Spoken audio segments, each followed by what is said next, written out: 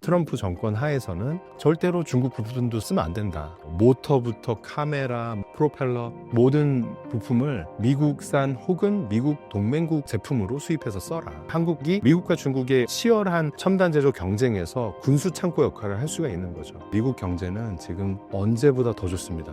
근 100년 역사 중에서 가장 좋은 시기라고 생각해요. 그 근거를 말씀드리면,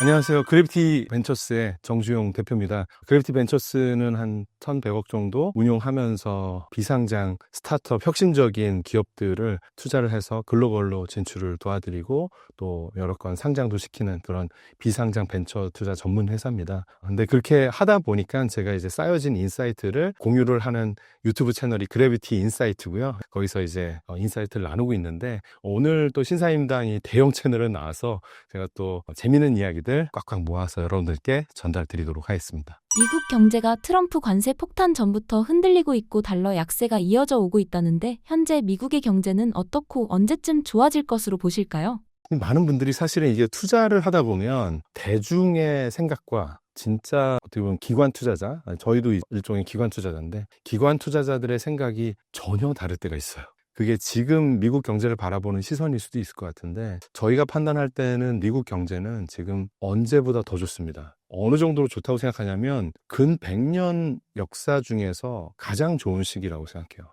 그 근거를 말씀드리면, 1900년대 초반 미국이 세계 경제의 헤게모니를 영국으로부터 갖고 오기 시작하는 그 시기에 미국의 엄청난 양의 석유, 철도, 에너지 모든 자원들이 다 몰립니다. 금, 샌프란시스코 근방에서 금광이 터졌죠. 1849년도입니다. 그로부터 한 50년 이후에 미국은 정말 그야말로 세계 최대의 금 보유 국가가 되어서 포트워스라는 곳에 금을 막 쌓아놨었죠. 지금은 그게 뭘로 대체되냐? 오늘날의 철도는 AI 데이터 센터라고 생각합니다. 그래서 그 데이터 센터에 엄청난 양의 투자를 세계에서 가장 큰 규모로 하고 있죠. 지금 3년, 5년 안에 예정된 것이 5조 달러입니다. 5조 달러. 상상을 할 수 없는 그런 규모의 전대미문의 금액이거든요. 아무리 미국이 천조국이 돈이 많다고 하지만 민간에서 주도를 해서 투자를 하는데 5조 달러가 투자가 된다라는 거는 역사가 바뀐다고 보시면 될 것 같아요. 그래서 지금 과잉 투자다, 미국의 불경기다 이런 걸로 미국 경제를 걱정하시는 거는 사실 얼마나 이제 구글, 마이크로소프트 다 생각이 있는 사람들 아니에요?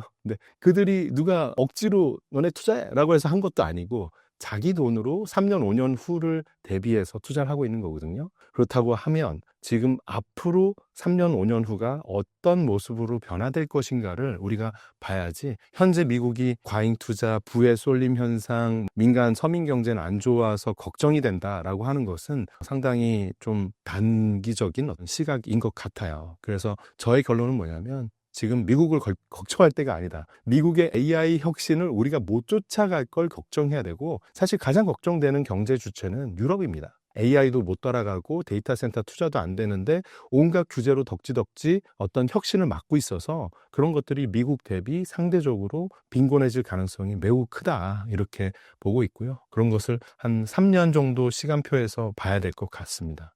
미국의 제조업은 향후 어떤 식으로 진행되고 이뤄질까요? 사실 미국이 제일 약한 부분이 제조입니다. 미국이 그렇다고 중국처럼 어떤 모든 것에 제조를 하진 않겠죠. 앞에 수식어를 붙여야 됩니다.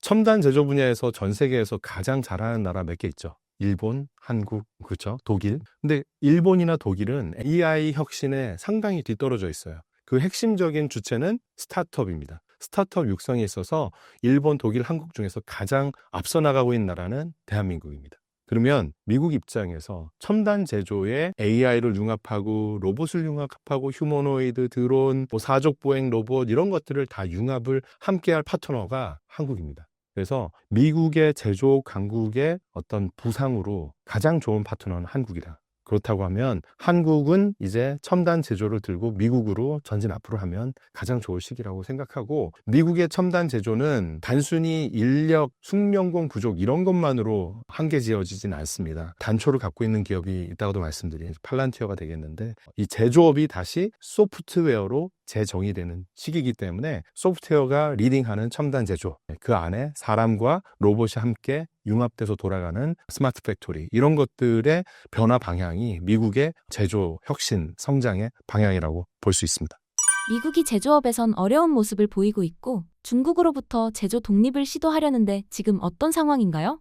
지금 미국과 중국의 첨단 제조 분야에서의 경쟁 구도는 과거 3년보다 앞으로 3년이 더 첨예하게 벌어질 것 같아요. 이제 돌아올 수 없는 강을 건너고, 지금 제가 이제 업계에서 들리는 얘기로는 드론 분야에서 작년, 재작년까지만 해도 미국의 뭐 어떤 대형 드론이든 소형 드론이든 부품 측면에선 대부분 중국산을 써왔습니다. 가성비 측면에서 어떻게 경쟁이 안 되거든요. 그런데 트럼프 정권 하에서는 이제 올해 말, 내년 초 되면 절대로 중국 부품도 쓰면 안 된다. 모터부터 카메라, 프로펠러, 모든 부품을 미국산 혹은 미국 동맹국 제품으로 수입해서 써라 라는 명령이 나오는 거죠. 이런 상황에서 이제 우리나라가 취해야 할 전략은 뚜렷합니다. 중국산보다는 살짝 비싸지만 성능 면에서 미국의 첨단 제조에 도움을 줄 수 있는 그런 소재, 부품, 이런 것들을 수출을 한다고 하면 한국이 미국의 중국 향으로 첨단 제조 경쟁력을 미국이 더 키워나가는데 한국이 기여할 수 있고, 한국이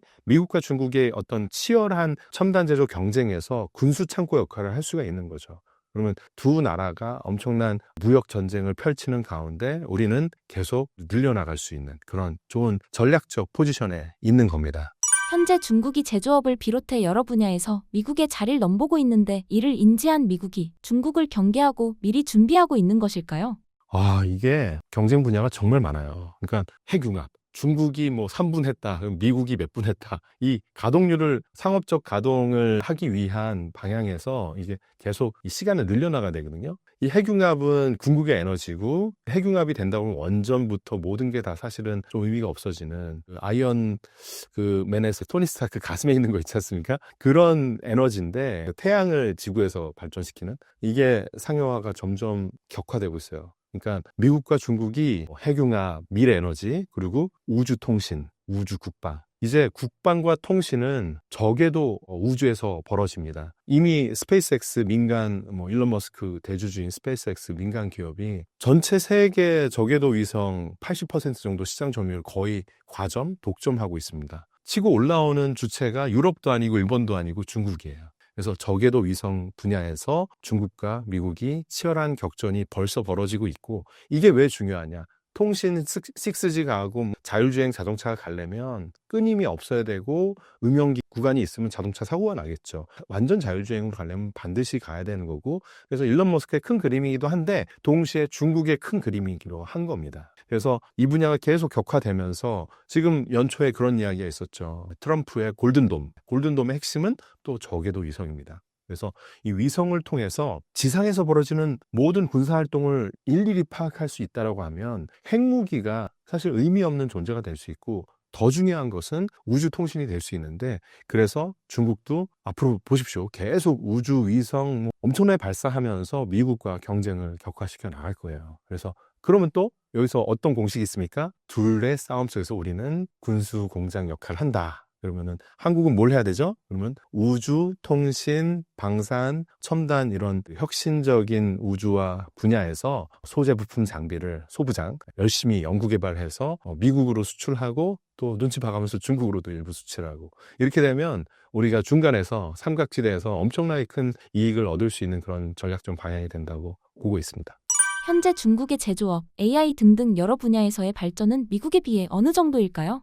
중국의 인공지능, 로봇 이런 걸 대등하다 못해 일정 부분에선 딥시크 사례도 있었지만, 이미 MIT, 스탠포드 대학에서 나온 자료들을 보면요, 일정 부분 미국을 앞선다, 이런 평가도 있습니다. 그런데 제가 바라보는 거는 중국의 혁신은 국가 주도의 혁신이에요. 미국의 혁신은 순수한 민간에서, 한국보다도 훨씬 민간입니다.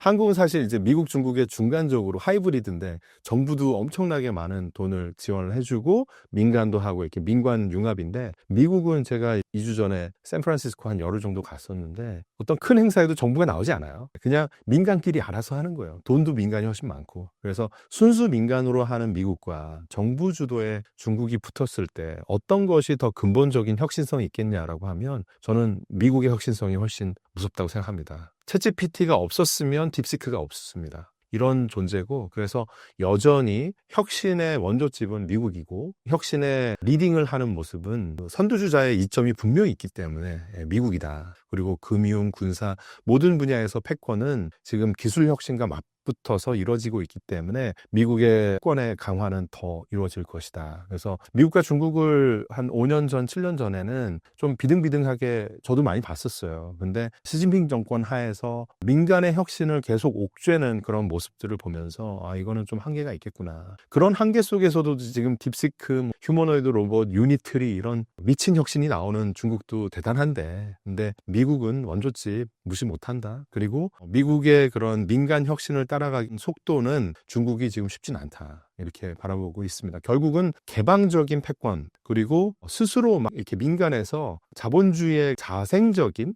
혁신을 만들어내는 거는 아담 스미스적인 그런 자본주의의 본질이 200년 전이나 지금이나 똑같거든요. 그렇다고 하면 중국의 그런 혁신의 에너지가 미국보다는 훨씬 제한돼 있다. 이렇게 평가합니다.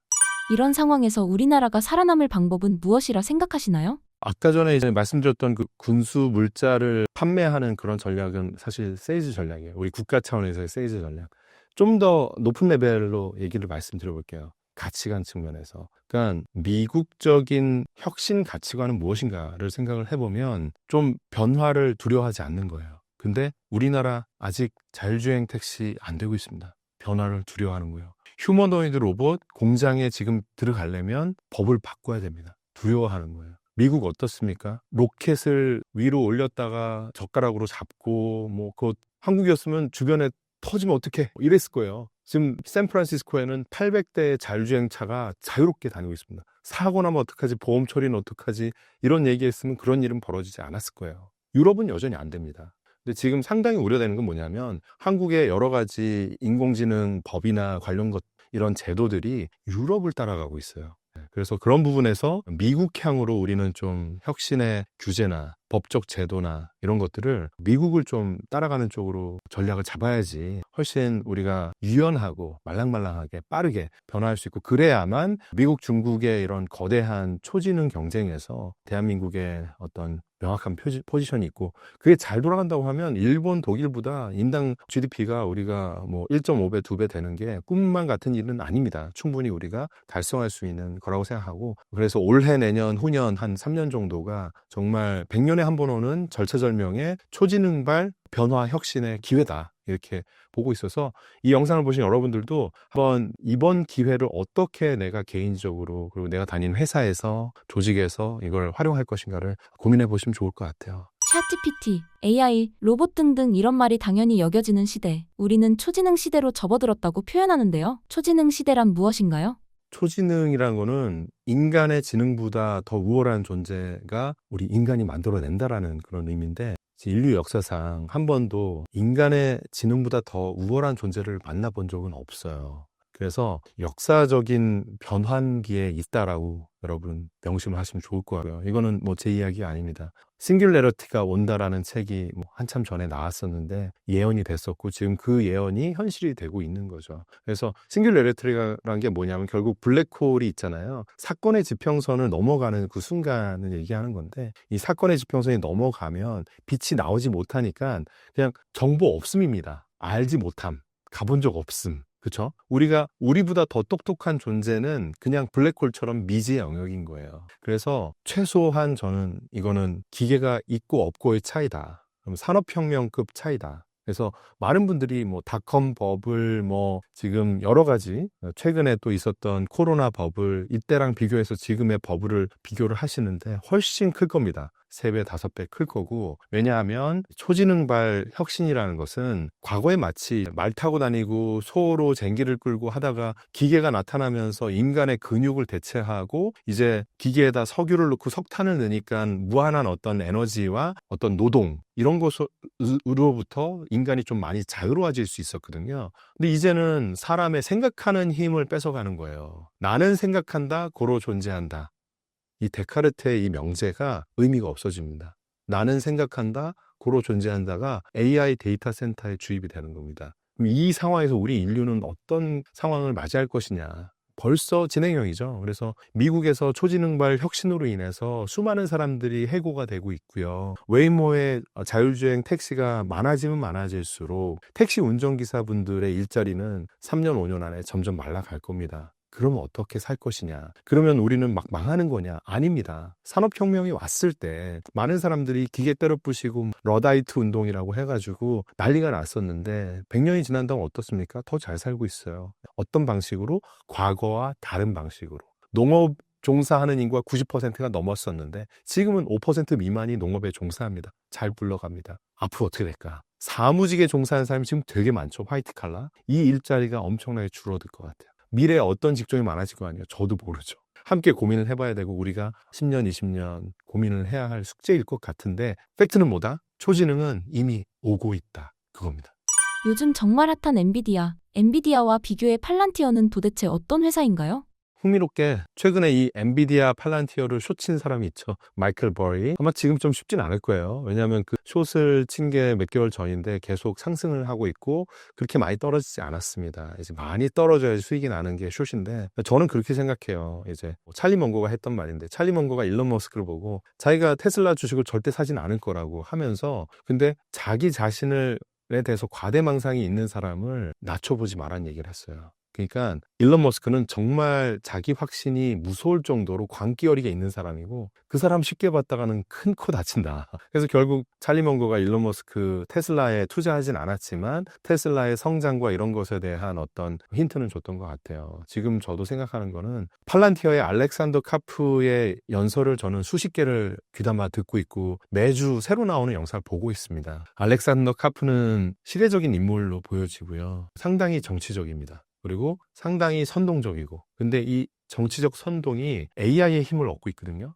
그리고 데이터에 기반한 이야기를 하고 있고 그리고 결론은 뭐냐? 기술 혁신에서의 서방의 승리를 얘기하고 있습니다. 알렉산더 카프는 서방과 중국을 이원화시키는 전략을 취하고 있어요. 그러면서 서구의 승리를 위해서 내가 승리를 도와줄 테니 나의 AI와 나의 데이터 플랫폼 온톨로지를 쓰고 내 플랫폼에 물려있는 드론을 써서 공격을 하고 그리고 반도체 공장의 효율화를 온톨로지로 내가 멋지게 해서 중국을 이기게 내가 도와줄게. 이런 메시지거든요. 문제는 작년 트럼프가 재선에 성공을 했죠. 알렉산더 카프가 이런 메시지를 던지는 것이 오랫동안 한 20년 됐는데 과거에는 소의견이었어요. 트럼프 정권이 지금 아주 이 메시지와 똑같은 방향으로 가고 있죠. 그래서 많은 분들이 착각하시는 게 트럼프가 기술 혁신으로 AI 제국을 만드는 미국의 꿈을 만들었다고 생각하는데 그렇지 않습니다. 알렉산더 카프, 피터 틸이 90년대 후반부터 글로 막 엄청나게 이런 이야기들을 해왔고요. 그 피터 틸과 스탠포드에서 이런 책을 함께 쓴 사람이 지금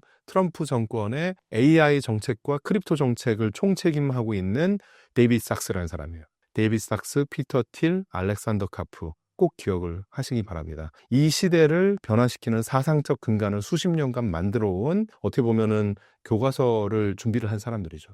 그래서 트럼프 정권의 핵심적인 사상적 근간을 이해하려면 최근에 이제 한국어로도 발간된 알렉산더 카프가 저서인 기술적 공화국이라는 책을 꼭 읽어봐야 돼요. 제 유튜브 채널에는 그 이제 해설하는 영상도 몇 개 올려놨는데 너무 중요합니다. 왜냐하면 팔란티어라는 회사는 기술뿐만 아니라 사상적인 근간을 단단하게 갖고 있기 때문이고 이 어떻게 보면 문화적인 가치를 이해하지 못한다고 하면 여러분들이 팔란티어에 대한 이해가 반쪽밖에 안 된다고 볼 수 있고요. 재무 물론 엄청나죠. 매년 수십 % 성장하고 이익률도 올라가고 이게 왜 어떻게 가능한가 막 미스테리하고 그렇죠? 근데 그 모든 것을 가능하게 하는 거는 서구가 승리해야 된다라는 당위성을 강조를 하는 겁니다. 그 도구로 AI, 온톨로지, 드론, 앞으로는 휴머노이드 이런 것들을 활용해서 어떻게 하겠습니까? 트럼프의 첨단 제조 강국의 꿈을 만들어주겠다. 그래서 지금 계속 국방, 나사도 그러고, 요즘에는 팔란티어가 유럽 정부들, 하고도 계속 계약을 맺고 있는데 그런 것들이 메타포가 있는 겁니다. 서방의 승리, 우리가 함께 해줄게. 알렉산더 카프가 그래서 문제적인 사람이기도 하면서 이 시대에 트럼프 이기에 메인스트림의 어떤 아이디어, 테크 타이탄들, 빅테크 경영자들의 생각을 아주 극우적으로 대변하는 그런 사람이라고 보이기 때문에 여러분들이 꼭 이해를 깊이 하셨으면 좋겠어요. 팔란티어는 실제로 전쟁에서 핵심적인 역할로 쓰이고 있다는 말이 있는데 사실인가요? 맞습니다. 팔란티어는 애초부터 데이터를 맥락을 잡아서 이 스트림라인이라고 하거든요. 끊임없는 데이터를 만든다라는 게 핵심이거든요. 가장 데이터가 분절화돼서 끊겨 있는 영역이 어디냐면 과거에 군사였습니다. 그래서 왜냐하면 국방부에서 본청에 있는 분은 이렇게 상황판에서 컴퓨터로 계획을 짜겠죠. 현장에 있는 사람은 지금 총알이 부족해. 지금 우리 팀이 어디 있는지 모르겠어. 적군이 어디 있는지 모르겠어. 이런 막 어지러운 상황인데 본부에 있는 사람은 잘 굴러가고 있구나라고 오판할 수 있죠. 이거는 뭐냐면 데이터가 분절화되어 있기 때문에 그렇습니다. 그래서 팔란티어가 20년 전에 국방부에 접근했을 때, 야, 우리가 이렇게 강국인데, 세계 최고의 강국인데, 어떻게 미국의 국방이 다 다르냐? 있는 솔루션이 수십 가지였다고 해요. 각 솔루션별로 넣어야 되는 아이디 비번 다르고, 마치 우리 정부 2.0 들어가면 막 액티브 X 막 10번 깔고, 인증 막 10번 깔고, 또 딴 데 들어가면 또 깔고 막 답답하잖아요. 이게 미국 국방부에서 수십 가지의 서로 다른 아이디 로그인을 해가지고 데이터를 모으면 또 뭐라고 하냐면 답답한 거죠. 승인을 받으시오. 이거 승인받고 뭐 하다 보면 3박 4일 지나고 테러리스트 다 놓치는 거예요. 팔란티어는 이거를 하나의 플랫폼에서 만들어주겠다. 그래서 각각의 솔루션을 없앨 수는 없으니까 이것들의 갖춰진 데이터를 올려가지고 하나의 상단의 레이어, 그 위층에서 데이터를 모으겠다. 이게 온톨로지거든요. 데이터를 통합을 하는 철학적 개념인데 이 온톨로지를 통해서 데이터가 자유롭게 융합이 되고 서로 소통을 하고 맥락을 잡고 그리고 데이터 사일로가 붕괴가 되게 되는 현상이 막 나타나게 되고 이렇게 되면서 국방부의 효율성 그리고 예산을 더 적게 더 많은 실적을 낼 수 있고 더 강력한 군대, 더 정확한 그리고 사상자는 덜 나고 정밀 타격은 더 가능하고 이런 것들을 만들어 줄 수 있었던 거죠. 그래서 국방 예산이 효율적으로 쓰일 수 있도록 계속 만들어 왔고 근데 이게 순탄치만은 않았어요. 중간에 미국도 국방부가 얼마나 그 카르텔이 있고 서로 짬짬이가 있습니까? 그래가지고 못 들어와 이래가지고 팔란티어를 왕따를 시켰어요. 그래서 막 국방부에서 입찰 공고 내는데 얘네 들어오지도 못하는 그런 조건들을 걸고 그래서 알렉산더 카프가 한번 이제 용단을 내립니다. 당시에도 최대 고객이었던 국방부를 상대로 소송을 걸어요. 그럼 이거 소송을 지면은 망하겠죠. 왜냐하면 고객을 상대로 소송한다고 넌 아웃이야 이렇게 될 거 아니에요. 이기면은 잘 되겠죠. 정말 목숨을 건 도박을 건 거예요. 마치 일론 머스크가 스페이스X 계속 올리고 하다가 펑펑 터지고 안 되고 하다가 마지막에 돼서 간신히 살아났잖아요. 그 자서전 보다 보면 눈물 나거든요. 모든 걸 걸어요. 테슬라 지분까지 걸어요. 그 발사 한 번에. 알렉산더 카프도 똑같이 피터 틸 막 수천억 자산가에 하지만 그 절체절명의 상황에서 모든 거를 걸고 소송을 합니다. 간신히 승소를 해요. 1심에서 승소했는데 2심까지 가요. 국방부도 진짜 체면도 없지. 그걸 또 2심까지 가는데 또 져요. 그래서 결국은 국방부가 어떻게 됐냐면 손발이 묶인 거죠. 이런 혁신적인 거 안 쓰면 안 돼! 라는 판결이 나온 거예요. 그러니까 온톨로지 같은 거 데이터 사일로를 깨는 그런 혁신을 하는 회사가 당시에 없으니까 어떻습니까? 승소한 이후부터는 국방 예산에서 흘러나오는 데이터 혁신적인 예산은 그냥 독점적으로 팔란티어에 다 흘러 들어가게 된 거죠.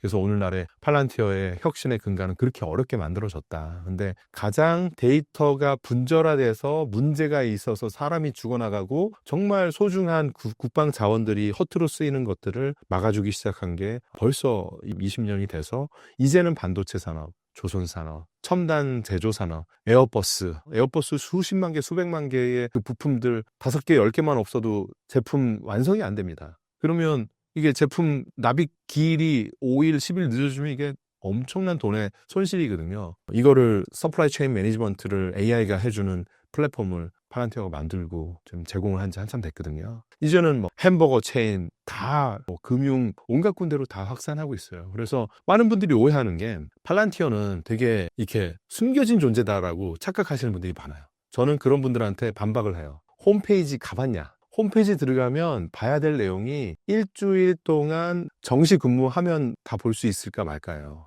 하루에 8시간씩 한 주 7일을 봐야지 내용이 다 볼 수 있어요. 진짜 보십시오. 많습니다. 팔란티어 아카데미 온라인 신청할 수도 있어요. 그러면 개발자를 위해서 학습 강의까지 있어요. 어떻게 이 회사가 숨어 지내는 회사라고 하는지 모르겠어요. 너무 많은 솔루션이 있고요. 말씀드린 몇 가지를 말씀드렸지만 제가 세봤을 때 한 70, 80가지의 정말 많은 세부적인 어플리케이션들이 있어요. 어떤 거, 화학공장 이런 것도 있어요. 화학공장의 파이프라인을 어떻게 설계할지에 대한 AI 솔루션. 너무 자세해요. 어디 숨어 지낸다고 합니까? 팔란티어 여러분들이 노력을 안 해서 그런 거지 알려면은 정말 많이 알 수 있는 회사입니다. 그래서 저는 우리나라 스타트업들 그리고 대기업, 중견기업 특히 전통적인 사업을 하시는 대표님들 팔란티어 공부 안 하면 3년, 5년 후에 거꾸로 팔란티어한테 지배당합니다. 절체절명의 위기의식을 가지셔야 돼요. 그래서 제가 좀 더 과장해서 말한 거는 이 시대의 동인도 회사는 구글, 테슬라 아니다. 팔란티어다. 왜냐하면 특히 한국의 산업에는 가장 치명적입니다. 우리나라 첨단 제조의 노하우는 뭡니까? 사람들 머릿속에 있는 10년, 20년 된 숙련공에 우리 부장님들 정말 요즘 대기업 자가 부장님 드라마도 되게 인기지만 그런 노하우 충만한 부장님들이 우리나라의 뼈대예요. 근간이에요. 근데 이런 노하우를 팔란티어가 다 쏙쏙 효율적으로 도와줄게 이러면서 그 학습을 한다고 생각해 보세요. 분명히 거기 디스클레이머에 우리는 절대 이걸 외부로 공유 안 하고 딴 데로 활용 안 한다고 써 있지만 구글, 카카오 다 안 그러지? 다 그렇죠. 나 이거 활용 안 한다고 하지만 뒤에서 메타데이터 논리를 만들어내고 AI를 학습시키는 데는 다 사용합니다. 그렇기 때문에 우리나라가 첨단 제조 강국으로 3년, 5년 후에도 지금 이대로 모습을 유지하기 위해서라도 팔란티어적인 혁신은 우리 대한민국 안에서 모세혈관처럼 곳곳에서 만들어야 된다. 그래서 그거는 K 팔란티어 전략 이런 것들을 저는 연초부터 계속 강조하고 있습니다. 신문에도 많이 나왔고요. 그래서 여러분들 한번 팔란티어에 대한 공부는 단순히 주가에 대한 공부가 아닙니다. 이 시대에 대한 공부고 그리고 앞으로 대한민국의 생존에 대한 공부라고 보시면 될 것 같아요. 팔란티어의 창업자 피터 틸은 어떤 인물인가요? 제가 요거는 이제 자료를 좀 보여드릴게요. 이제 자료 보여줄 텐데 한 장으로 나와 있습니다. 피터 틸이 한때는 FBI 정보요원이었던 건 모르실 거예요. 되게 재밌는 이력이 많아요. 페이팔 창업자이기도 하고 이분은 투자가입니다. 일론 머스크는 창업가죠. 알렉산더 카프는 사상가입니다. 이게 사람의 분류를 좀 잘 하셔야 돼요. 근데 피터 틸은 제가 볼 때 이 시대의 메디치 가문의 메디치 같은 느낌이에요. 그러니까 알렉산더 카프도 피터 틸이 없었으면 안 됐고 일론 머스크도 오늘날의 일론 머스크가 되는데 피터 틸의 관대함이 없었으면 안 됐어요. 피터 틸은 일론 머스크랑 페이팔에서 일론 머스크가 당시에도 기행을 저질렀거든요. 페이팔과 일론 머스크의 X 그 결제 그때도 X를 워낙 좋아해서 회사가 합병을 했는데 합병된 회사의 대표를 피터 틸은 자기는 투자가니까 그래 개발 잘하는 머스크야 너가 해라 하고 좀 양보를 했는데 일론 머스크가 회사 이름도 X로 바꾸고 서비스 다 X로 바꾸고 한다고 하니까 주주들이 난리가 난 거예요.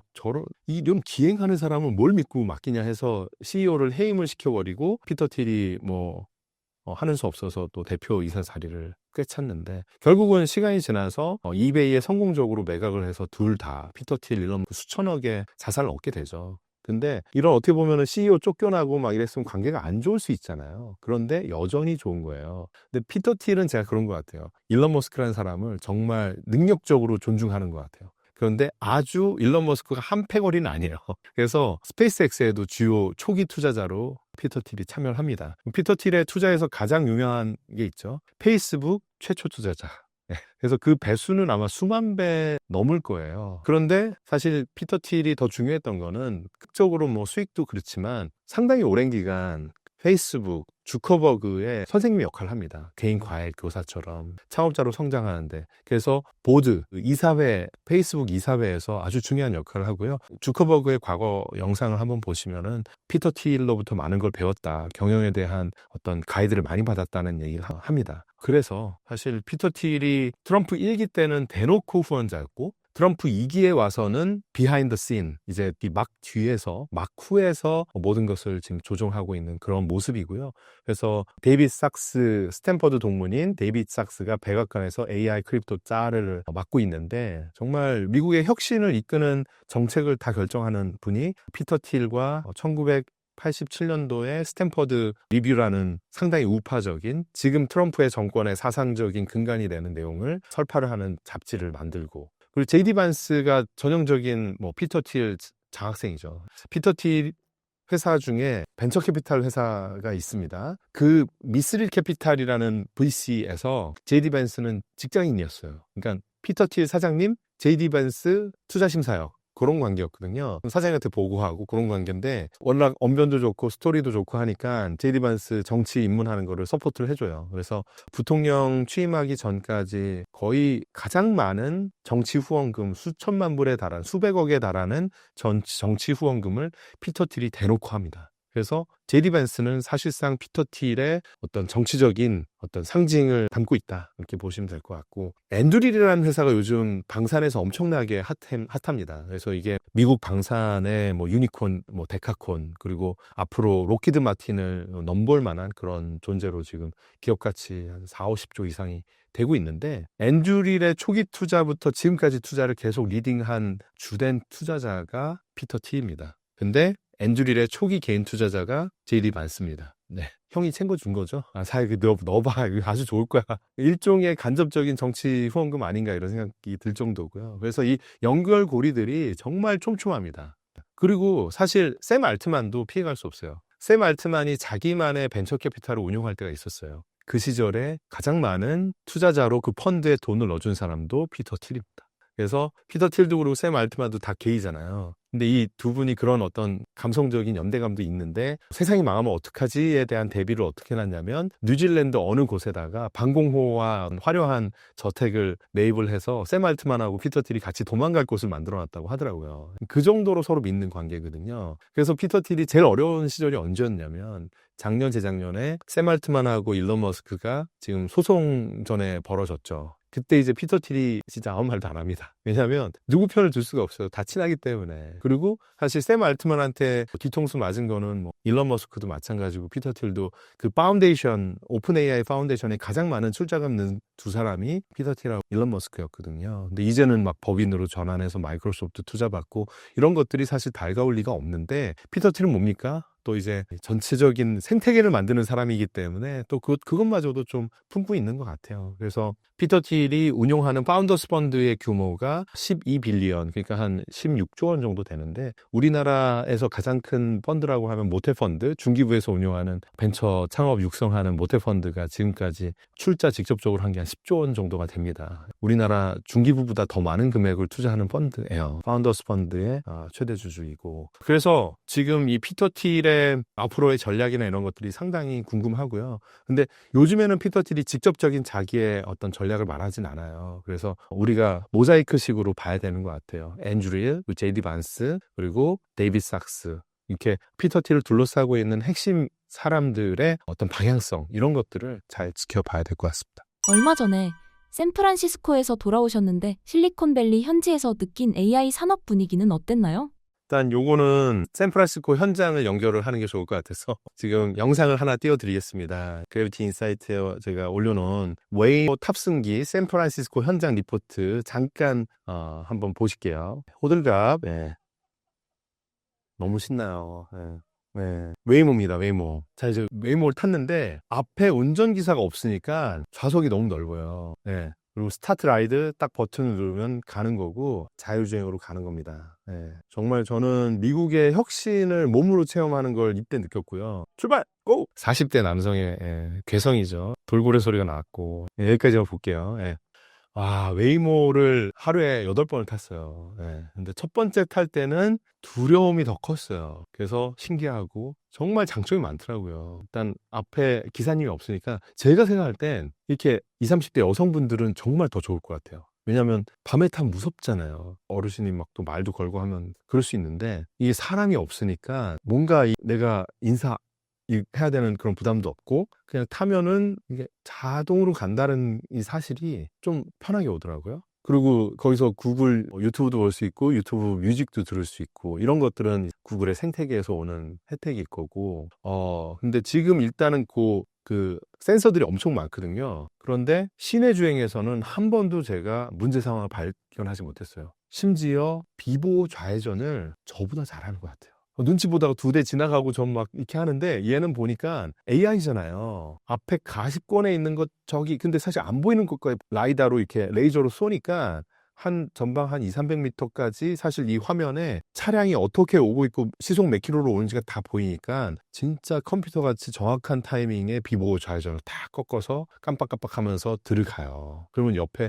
자전거 오고 오토바이 오고 막 샌프란시스코도 난장판이거든요. 사람 너무 많고. 근데 그걸 다 피해가요. 그리고 내리려고 하면 자전거가 옆에 오잖아요. 그러면 후방 150m에서 자전거가 우측으로 다가오고 있으니까 조심해서 문 여세요 라는 얘기까지 해줘요. 근데 그래도 불안전하잖아요. 그러면은 진짜 모범택시 기사인지 알았어요. 아니 도로변으로 바짝 붙이는 게 아니라 살짝 비스듬히 이렇게 하면 자전거가 안 올 거 아니에요. 그렇게 해서 문을 여는 쪽으로 공간은 나오고 기사님 쪽으로는 공간이 덜 나오게 이렇게 사각을 살짝 해서 내리기 좋게 안전하게 문 열기 좋게 해주고 이렇게 떠나더라고요. 이 센스 뭐지? 매너까지 있잖아. 정말 많은 학습을 통해서 어떻게 하는 것이 고객의 편의 그리고 고객이 편안하게 느낄까까지 진화해 있다는 게 너무 놀라웠고, 진짜 놀라웠던 거는 800대가 이미 굴러다닌다, 상용화돼 있다. 왜 이게 대대적으로 KBS 다큐에 안 나올까 답답할 정도로 왜 안 나올까요? 저는 그게 있는 것 같아요. 한국에서 아직 준비가 하나도 안 됐어.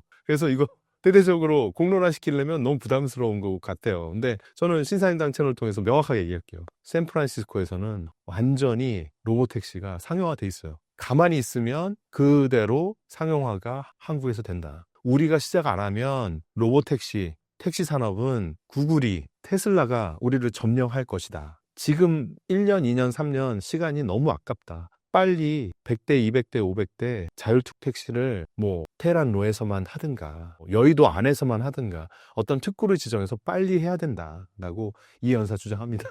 정말 혁신적이었어요. 그래서 제가 운이 좋았던 건 이번에 테크크런치라는 기관에서 하는 디스럽트라는 미국 최대의 스타트업 행사에 참여를 했는데, 투자자로 참여를 했는데 웨이모 대표이사 흑인 여성분이거든요. 연설을 바로 일렬직관 했어요. 그야말로 일렬직관 했는데 이분의 계획과 앞으로 어떤 전략 이런 것들이 정말 무서웠습니다. 내년에 도쿄랑 런던에 진출한대요. 내년 하반기에 한국 아닐까요? 이런 생각을 하는데, 그럼 도쿄에 웨이모가 진출한다는 얘기는 도쿄에서 웨이모 말고 다른 기타 등등 일본의 다른 자율주행도 이제는 상용화 되지 않을까. 도쿄시 정부는 지금 열려있다라는 얘기이고요. 긴장해야 됩니다. 그리고 웨이모가 잘할까 테슬라가 잘할까 고민되시죠. 그죠? 저는 둘 다 잘 될 거라고 생각하는데, 둘 다 잘 되고 인간 택시 기사의 일자리가 급속히 줄어든다. 이게 저의 어떤 전략적인 방향성입니다. 이게 바람직하다고 생각하지 절대 않아요. 왜냐하면 많은 사람들 일자리가 정말 가슴 아픈 일이죠. 우리의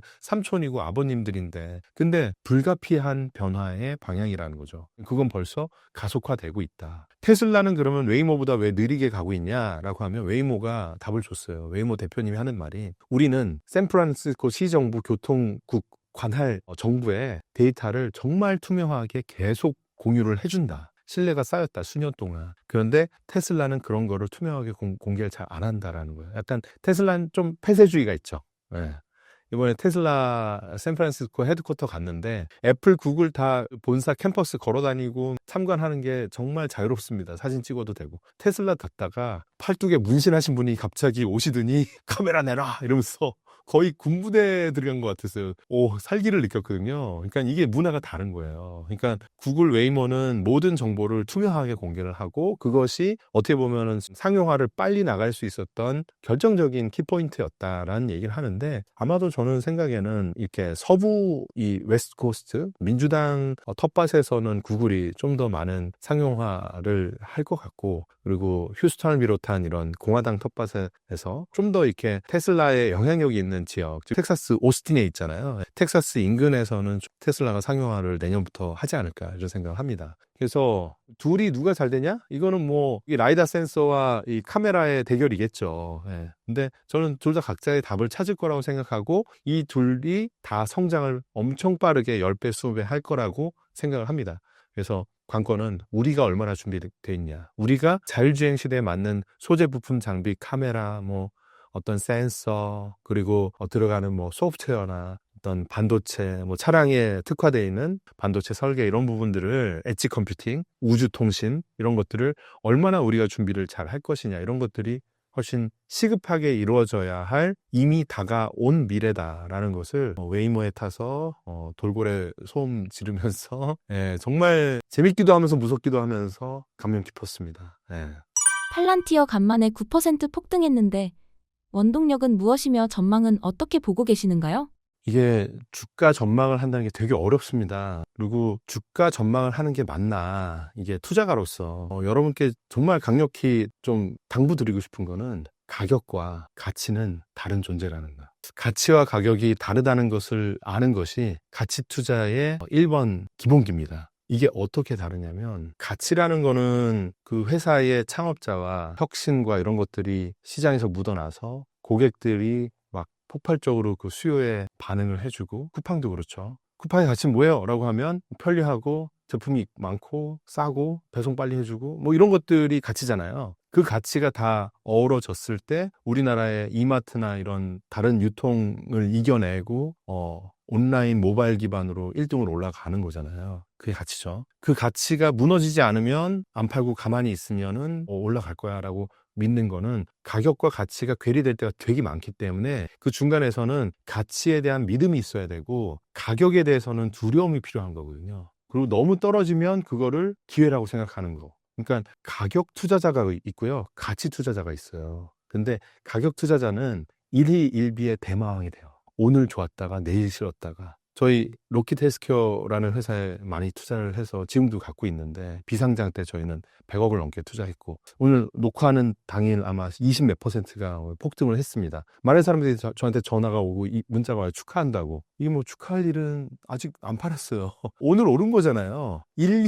오늘 기뻐하면 제가 뭐가 되는 거예요? 가격 투자자가 되는 거예요. 그래서 그렇게 기뻐하지 않으려고 노력을 해요. 근데 사실 속으로 기뻐요. 네.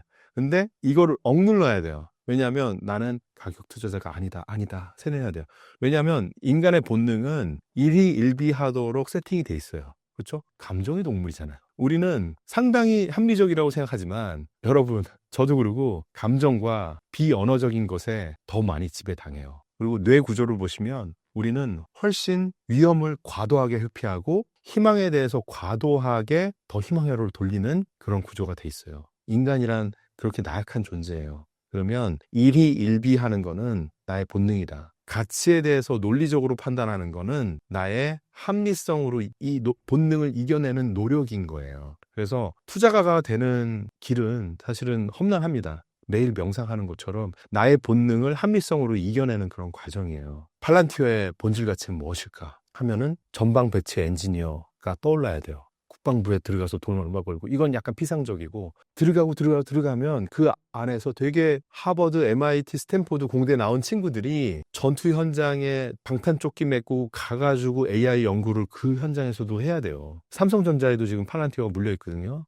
삼성전자 반도체 현장에 스탠포드 대학 나온 공대생이 32살짜리가 와가지고 50대 부장님을 앉혀놓고 AI로 어떻게 이 50대 부장님의 인사이트를 녹여내서 이거를 데이터화 할 것인가를 고민하는 그 현장에 우리가 계속 상상을 해봐야 돼요. 그러면 이게 계속 작동을 할 거라고 생각하면 가치는 성장을 하겠죠. 가격은 어떻게 될지 아무도 모르는 거. 마이클 버리가 떨어진다고 해서 떨어질 수도 있겠지만 아닐 수도 있는 거고. 근데 우리의 투자에 대한 가설의 근거는 가격이 되어서는 절대 안 된다. 가치가 되어야 된다라는 것을 강조드리고, 그럼에도 불구하고 PER로 보면은 지금 팔란티어는 무지무지 비싸다. 비싼 거를 알고 투자하는 것도 중요합니다. 싸다 비싸다는 객관적으로 있는 거니까. 그러면 하이닉스는 왜 PER이 그렇게 낮고 팔란티어는 왜 이렇게 높아요? 많이 생각을 할 주제고요. 대한민국의 코리아 디스카운트도 있고, 그리고 AI 초지능 혁신에서 앞단에서 소프트웨어로, 그리고 전방 배치 엔지니어로 고객들을 무한 감동시켜서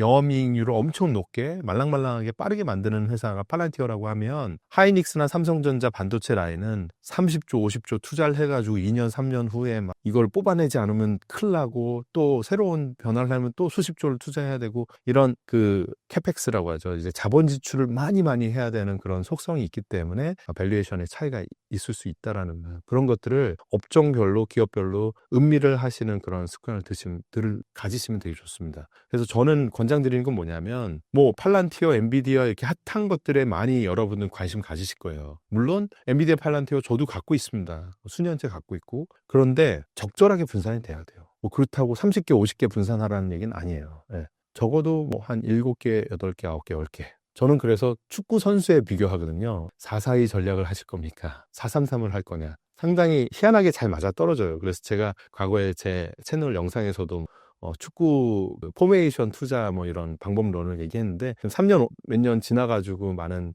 분들이 저한테 얘기해줘. 되게 이거 괜찮다. 뭐냐면 팔란티어 같은 회사는 전방 공격수예요. PER 500배 이상은 무조건 얘는 전방 공격수예요. 전방 공격수 11명 놔두면은 게임은 지겠죠. 골키퍼도 없고. 골키퍼는 현금이 되겠고. 최종 수비수에는 뭐 애플 같은 회사? 예. 안정적이잖아요. 뭐 구글도 수비수. 근데 구글도 수비수인데 지금 올해 70% 수익을 만듭니다. 엔비디아 미드필더, 공격형 미드필더라고 보시죠. 테슬라 요즘에는 약간 수비형 미드필더 같아요. 왜냐하면 현금 흐름도 잘 나오고 여러 가지 단단한 측면이 있어서. 그래서 이렇게 포메이션을 한번 짜다 보면 내가 너무 과도하게 공격 지향적이냐 아니면 너무 수비 지향적이냐 이런 것들을 좀 진단해 보실 수 있어요. 그래서 정말 최전방 공격수 골을 못 넣네. 그럼 이제 갈아치워야죠.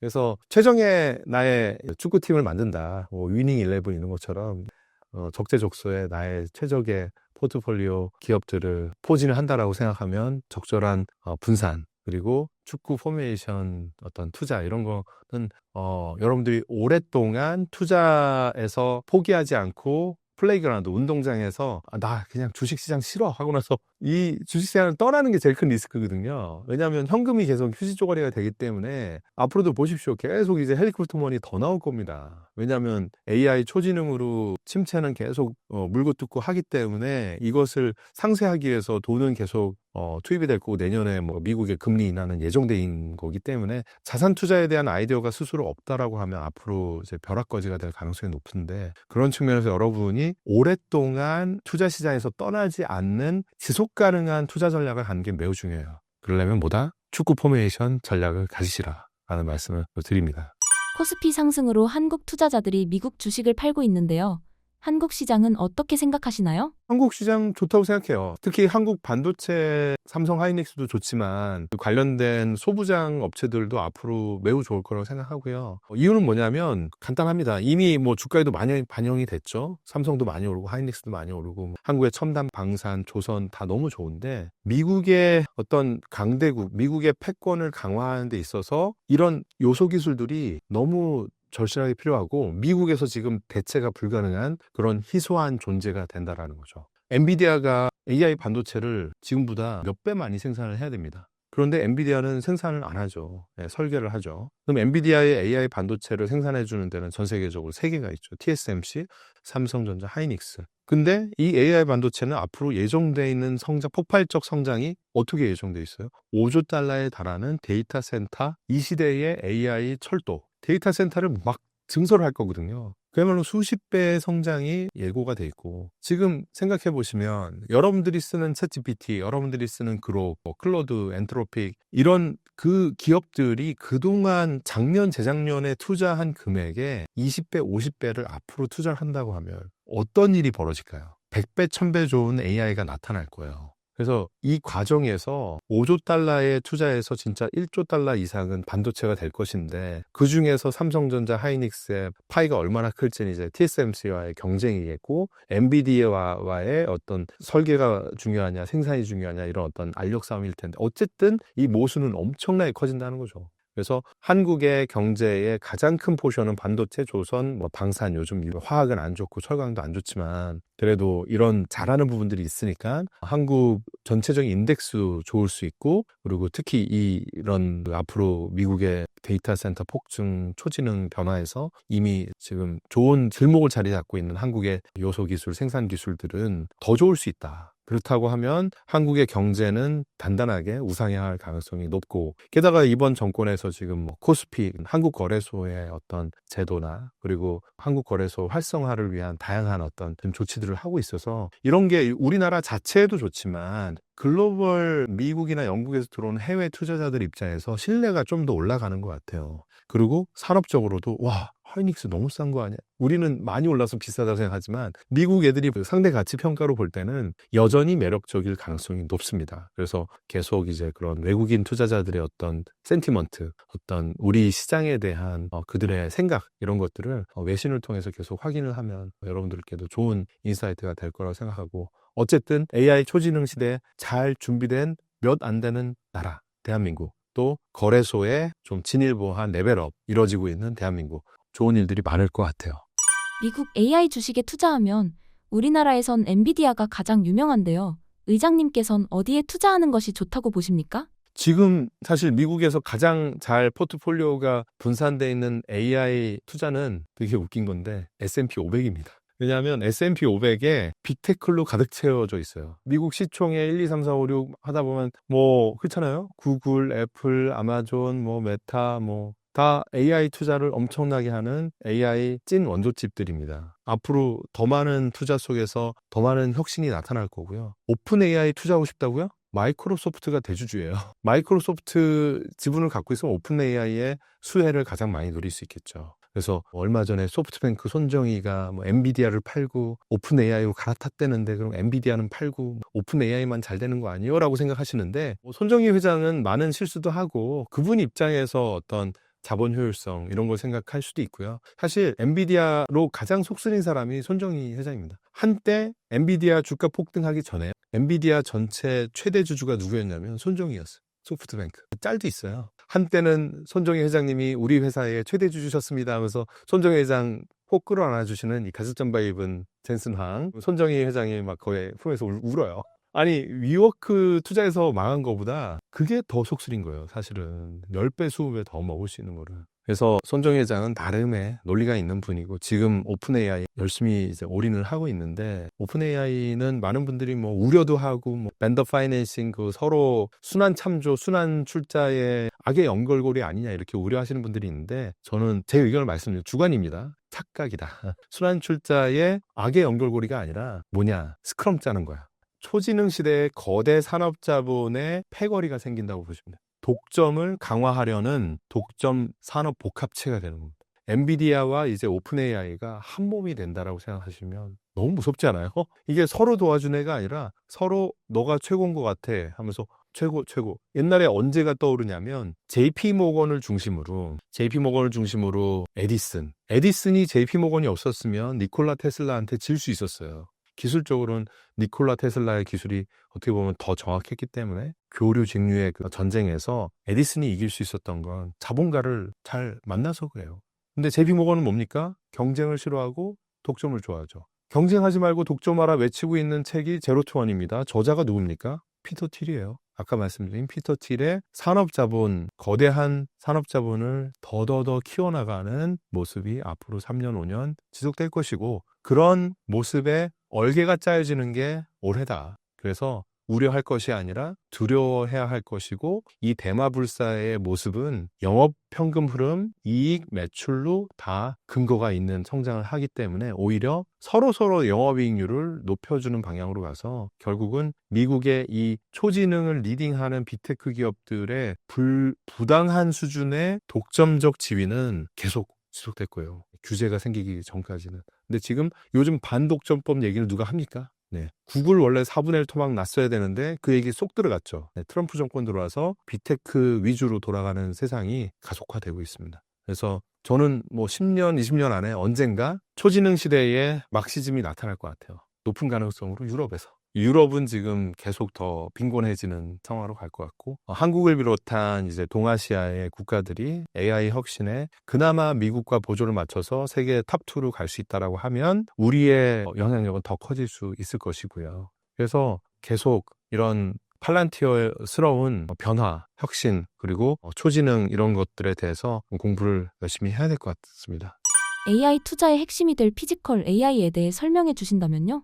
그래서 피지컬 AI도 좀 자료가 있는데요. 피지컬 AI 얘기를 할 때 저는 이 얘기를 해요. 소프트웨어가 세상을 집어삼킨다. 자료에 보이시죠? 디지털 세계의 소프트웨어 혁신은 컴퓨터에서 인터넷, 스마트폰으로 확장이 됐었죠, 과거에. 근데 이제 이게 제조로 들어옵니다. 제조에서 이런 스마트폰, 인터넷 혁신이 벌어진다고 보시면 될 것 같고, 그래서 과거에 마이크로소프트가 컴퓨터의 OS였고, 핸드폰에서 OS, iOS, 스마트폰, 아이폰, 애플이었죠. 그럼 지금은 제조 현장에서 OS가 등장을 한다. 그러면은 제조 현장이 하드웨어가 원래 중심이라고 생각하는데 이제는 소프트웨어가 하드웨어를 지배하는 시대가 온다라는 거죠. 그러면 마이크로소프트 초창기 사진입니다. 빌 게이츠 옛날 리즈 시절이에요. 이때는 빌 게이츠가 돈도 없고 백도 없던 시절인데 IBM에 가서 그렇게 한 거죠. 이 소프트웨어를 좀 쓸 수 있게 해주세요. 그때 IBM에서 뭐 맘대로 해. 우리는 1등 컴퓨터 회사고 너는 이제 스타트업이니까 맘대로 해 했는데 그로부터 10년, 20년 후에는 IBM은 이렇게 몰락하고 빌 게이츠는 세계 최고의 부자가 됐죠. 그래서 그런 부의 전환이 제조업 현장에서 하드웨어에서 소프트로 넘어간다. 그런 전환기적인 흐름이라고 보시면 될 것 같고요. 그래서 결국은 이 제조 현장이 OS로 돌아가려면 디지털 트윈이 필요해요. 디지털 트윈.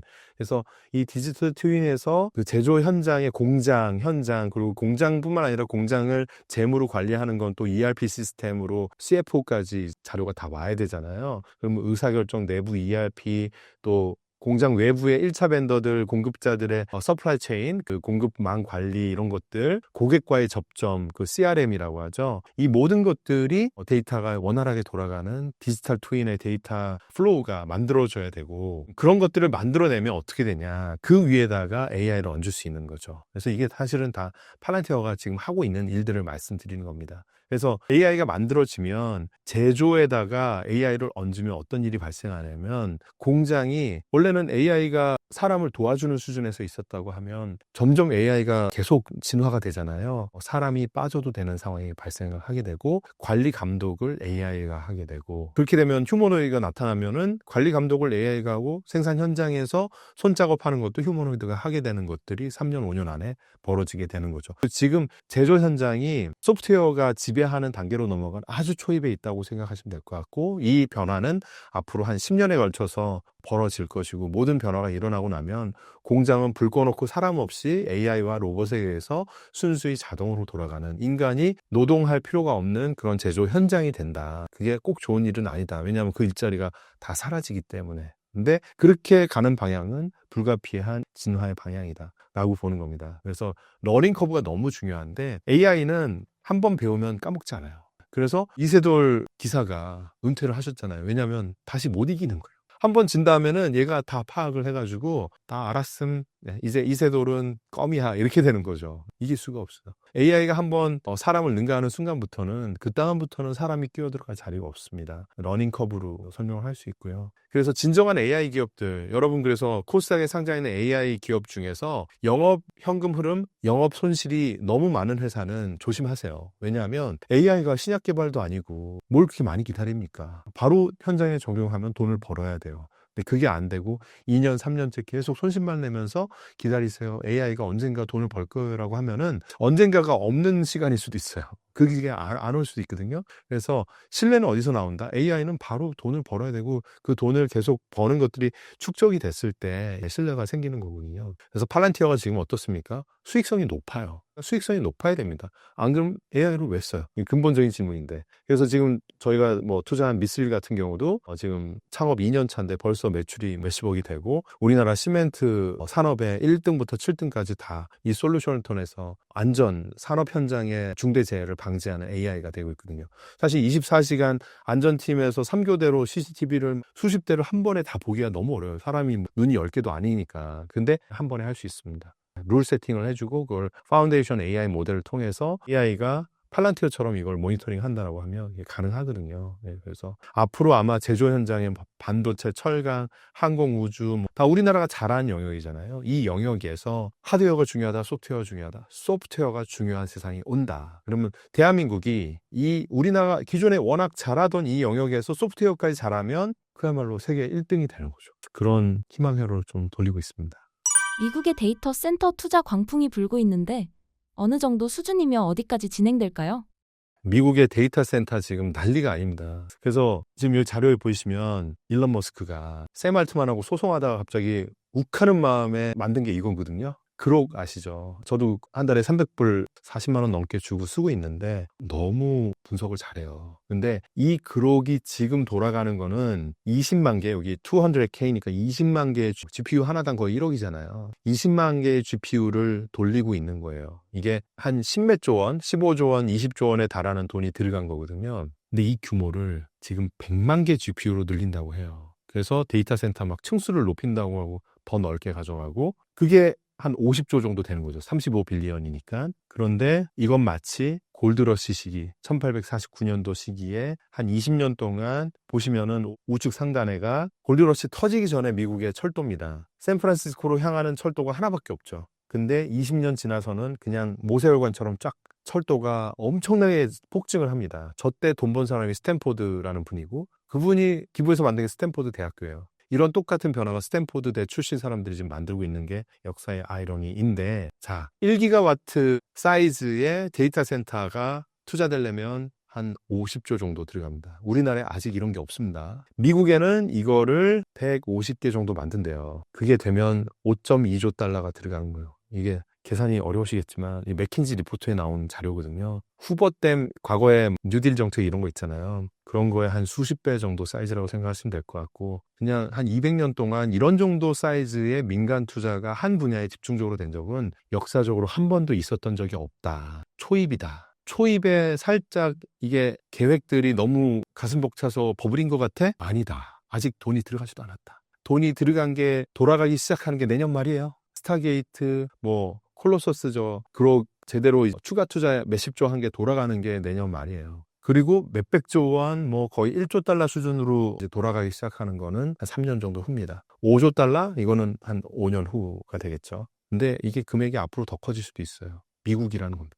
유럽에서 이런 게 거의 이루어지지 않고 있다는 거고 미국 한 나라에서 세계의 데이터 센터 연산 역량 생각하는 근육이 미국 한 나라의 90% 이상이 집중되고 있다는 거고 똑같이 바라보시면 우주 저궤도 위성도 스페이스X 혼자서 80% 정도의 지분율을 갖고 있다는 거예요. 우주는 무법천지니까 무서운 겁니다. 네.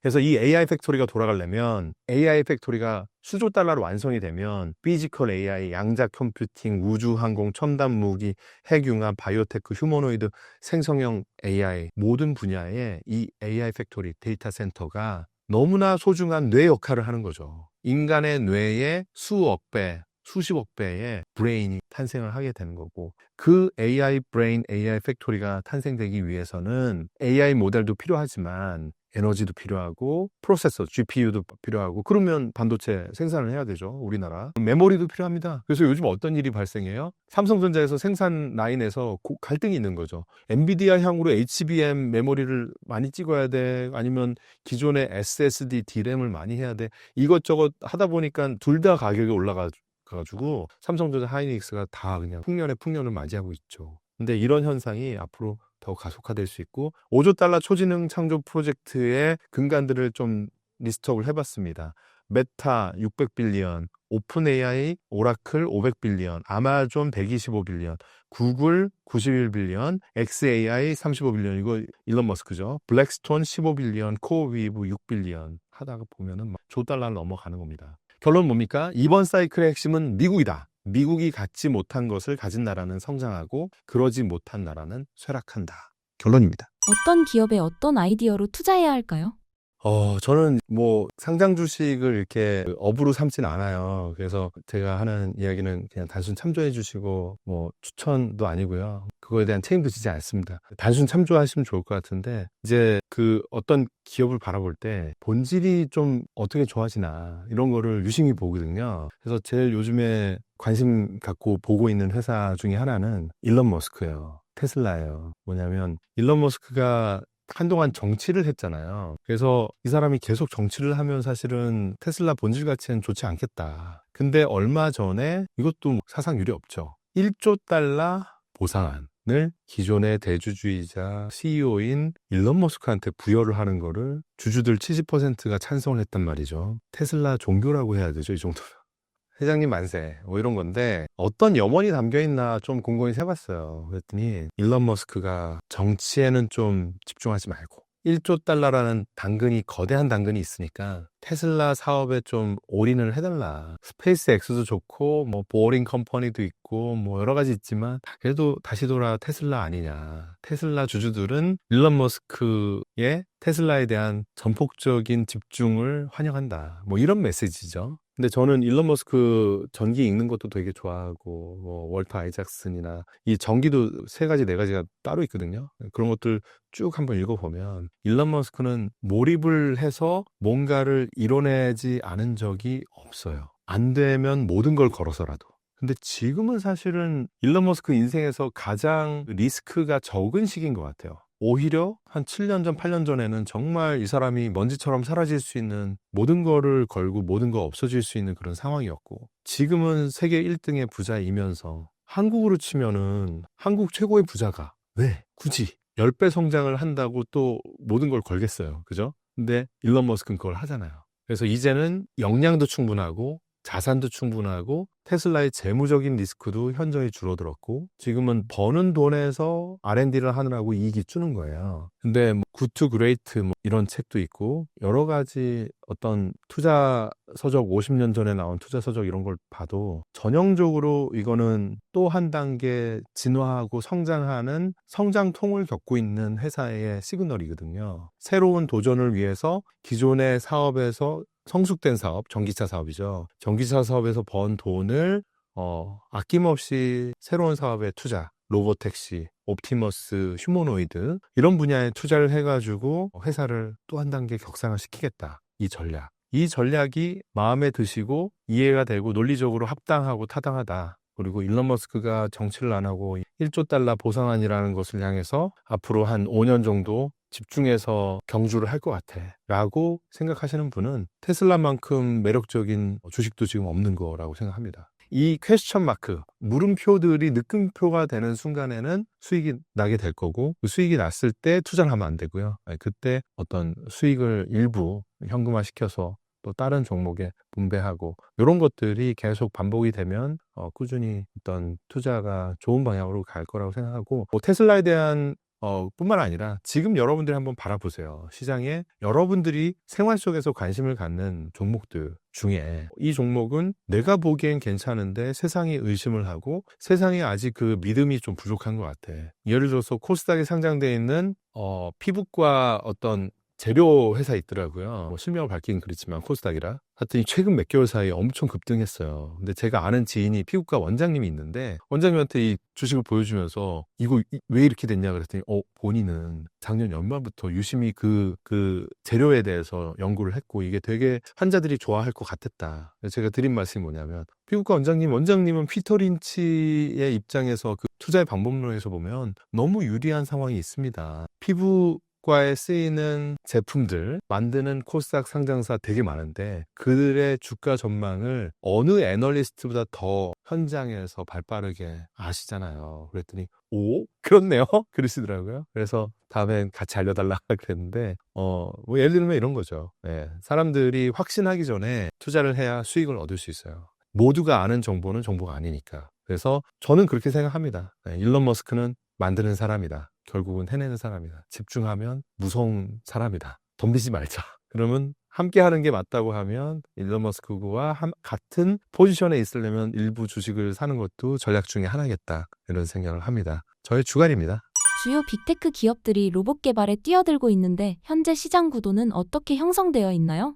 일단은 휴머노이드 로봇 측면에서 최고의 선두주자는 주식회사 중국입니다. 중국의 상하이 심천에 보면 막 한 산업특구의 로봇 개발 회사들만 수만 개씩 있습니다. 그래서 올해 초에 개최된 상하이 로봇 박람회 이런 데는 그야말로 로봇들이 쿵후도 하고 춤도 추고 별걸 다 하는데 확실히 미국보다 앞섰다는 생각이 듭니다. 그래서 미중 전쟁에서 휴머노이드 로봇 측면에서 이미 중국이 승기를 잡고 있는 것 같고요. 이 부분에 대한 어떤 서구의 승리, 이 메타포를 갖고 있는 사람은 일론 머스크겠죠. 예. 옵티머스. 근데 옵티머스 말고도 테슬라 말고도 뭐 피규어 AI나 다양한 이미 유니콘 회사들이 미국에서 다수 있고요. 이 회사들이 뭐 정원 관리부터 시작해서 뭐 집안일 그리고 공장에서의 뭐 다양한 위험한 업무들을 대신할 수 있는 그런 상황이 지금 내년 후년에 적어도 수만 대 규모의 생산은 충분히 가능해 보이고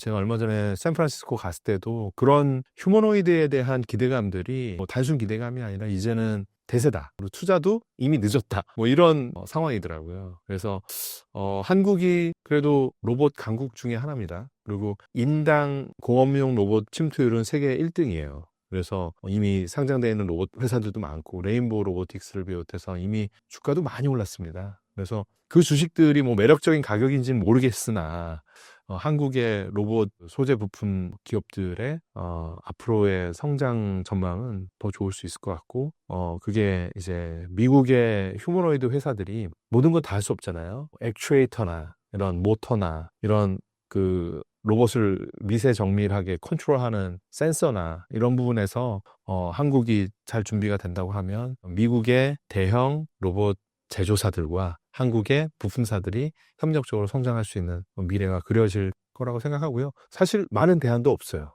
로봇 부품에 대해서 일본, 뭐 한국, 독일 뭐 이런 나라들이 있겠죠. 예, 우리가 더 잘 준비되면 잘할 수 있을 거라고 생각하고 또 소프트웨어 측면에서도 로봇이 한 대로만 중요한 게 아니에요. 예. 로봇의 장점 중에 하나는 휴머노이드 100대, 사족보행 로봇 300대, 뭐 드론도 로봇이거든요. 드론 한 200대가 한꺼번에 한 두뇌로부터 통제받을 수 있다는 거. AI는 스케일러블하다고 말씀드린 것처럼 AI는 동시에 500대, 1000대의 로봇들을 관장할 수 있습니다. 동시 진행으로. 그것은 사람이 할 수 없는 것이고 그래서 요즘 또 한창 유망한 분야가 로봇 매니지먼트라고 해서 로봇을 하나의 군단으로 너는 뭐해 너는 뭐해 분업화 작업의 지시를 초단위로 동시 진행으로 하는 거죠. 이것들이 오케스트레이션 어떻게 잘 운용이 되느냐를 소프트웨어로 컨트롤하는 것이 매우 중요하다. 네, 그래서 그런 분야도 매우 유망해질 것입니다. 앞으로 옵티머스가 테슬라에 미치는 영향은 어떻게 될까요?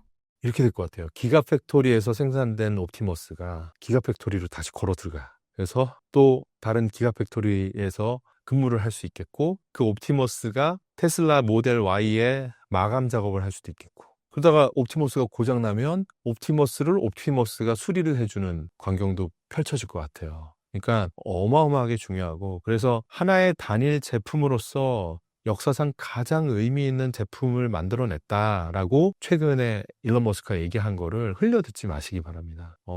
근본적인 변화가 일어날 것 같아요. 제조 현장에서 왜 휴머노이드냐 생각을 하면 공장의 기본 프레임워크가 사람 위주로 돼 있어요. 근데 그 사람의 모양과 할 수 있는 일을 정확히 그리고 더 완벽하게 실수 없이 안전과 무관하게 할 수 있는 존재가 제조 현장에 수만 대, 수십만 대 보급이 된다고 하면 정말 역사가 바뀔 것 같습니다. 근데 그 역사의 변환점을 가장 테스트를 빠르게 할 수 있는 공간은 어디일까요? 테슬라의 기가팩토리겠죠. 왜냐하면 옵티머스를 딴 데다 팔아가지고 이거를 활용하는 것보다 기가팩토리 이미 자동화 거의 돼 있잖아요. 거기에서 여전히 사람의 손이 마지막 가는 부분들을 옵티머스가 해준다고 하면 혁신적인 변화가 일어날 것 같고 그래서 옵티머스가 어떻게 진화하고 이제 1000대 생산됐습니다. 이제 몇만 대 생산돼서 이제 어떤 현장에서 어떻게 씁니다. 라는 것들이 내년에 계속 보도가 될 거예요. 옵티머스뿐만 아니라 중국의 유니트리 주목해 보시고 그리고 피규어의 XI